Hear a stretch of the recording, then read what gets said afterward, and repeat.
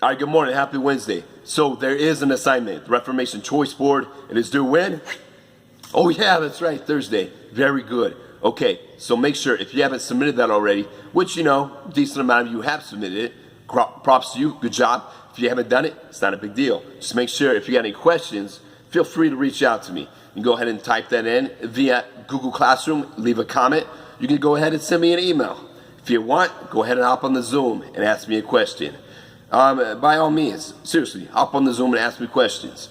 And then if you want to have a little more content per se, or you're looking for something else to maybe possibly look a little more depth into regarding this content that we're currently talking about. On Tuesday, which was yesterday, I released a video. We discussed the diet of worms.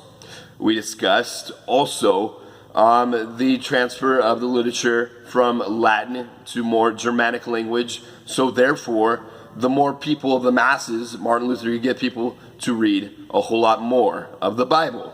Because his whole deal was what? Mr. McNair was about how, the clergy and the church and the Roman Catholic Church, only their people could read it. And supposedly, according to Luther, they were kind of twisting and bending what the word was saying. So yeah, Martin Luther was like, hey, Mr. McNair, we need to go get all these people. It needs to be translated in a language that they could read. All right, so that's what they did. But yeah, I discussed that. All right, so for the rest of this video, you by all means can go ahead and tune off if you want to. But if not, I'm going to talk a little bit about what's going on in the sports world. So we know with this whole coronavirus, not too much has been happening in the sports world. It's going to be really interesting to see how it plays out with other sports and so forth. But MMA, UFC, particularly just UFC, their organization, they've been continuing. They said UFC 249. UFC is probably the only sport that I pay attention to for the most part now. I used to pay attention to like all the sports, football, baseball, but I don't really pay attention to sports in general. It's kind of popping on the MMA scene every once in a while. Just kind of something I find kind of entertaining. But with baseball, so I haven't really been checking this out, but my brothers have been keeping me informed because they're hardcore baseball fans. So there's been discussion by this man named Rob Manfred and the rest of the players' organization, owners, etc. If you guys don't understand how the sports world works, basically the owners, they're going to be the ones making all the money, and then they're going to give a share to the players. Now, how much of that share, it just depends. But just know that the owners, they don't want to give up their money by any means. Since they're not going to be having fans at these games that they're possibly, going to be conducting, and I believe it's going to be July, they're going to be starting up spring training, and then they're going to have a shortened season. It's been proposed 82 games. I don't know why 82 games, but 82 games. So it'll be interesting to see with that. Rob Manfred, if you don't know who he is, he's basically, for goodness, Mr. McNair, think. He's the head guy. He's the head guy of the whole baseball organization. For some reason, it's not Bud Selig. He used to be the main guy. For some reason, just the term isn't popping in my head at the moment. But Rob Manfred, he's more liberal. And it's not like, he's a Democrat or he's, this or that, Mr. McNair. So it's more, literally the term of liberal. So that means being open to new ideas and so forth. And, baseball's traditionally more of a conservative sport, so they don't like change too much. But since Rob Manfred's got in the office, he's been, changing and trying to wheel and deal, if you will.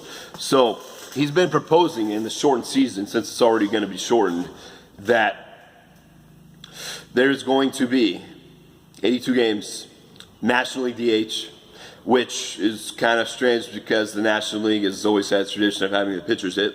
So we'll see what happens with that. And then he has also proposed, I believe, a 14-team playoff. Now, I could see how he would use the 14-team playoff because he's going to get more money that way. And in a shortened season, yeah, it makes sense. That's also, it's just like try it out because, most of the major sports, they're transitioning from, they've already made the transition from having, instead of just having like 4 teams in the playoff, they're having, larger brackets. And baseball has already done that via expansion of their extra wild card game. personally, I'm not a fan of having extra teams in the playoffs because I thought it was more about if you put in the work during the season, then you earn the playoffs, and that's kind of been the baseball tradition. But they are making this 14-team playoffs. Yeah, there's going to be a lot more teams involved, but I'm just saying you could have a team that didn't even finish above 500 and they could make the playoffs potentially. So, Mr. Mayor's not a huge fan of that one. National League DH, it kind of strays away from the tradition. Not too much of a fan, but I could see where that would be entertaining. I'm kind of for it. I could see where you would want to go ahead and do that.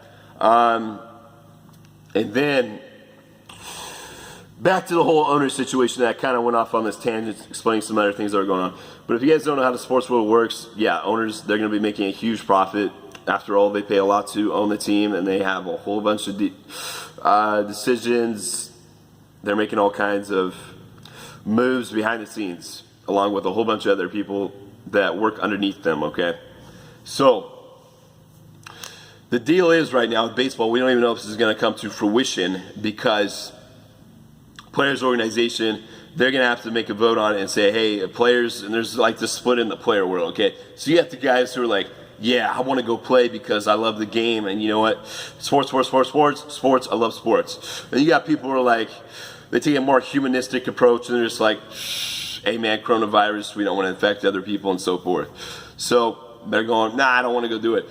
But then these same players are probably going, hey, I want to get paid though. And then the owner's like, dude, if you're not playing, we can't pay you.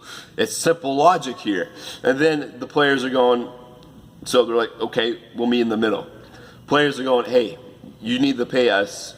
Let's say I'm making a $30 million contract. If we're playing 82 games, you need to pay me $15 million for that. And then the owners are going, no, man, I ain't even going to pay you 15. I don't have fans in here and so forth. I will give you a generated split of the revenue. Now they said 50%.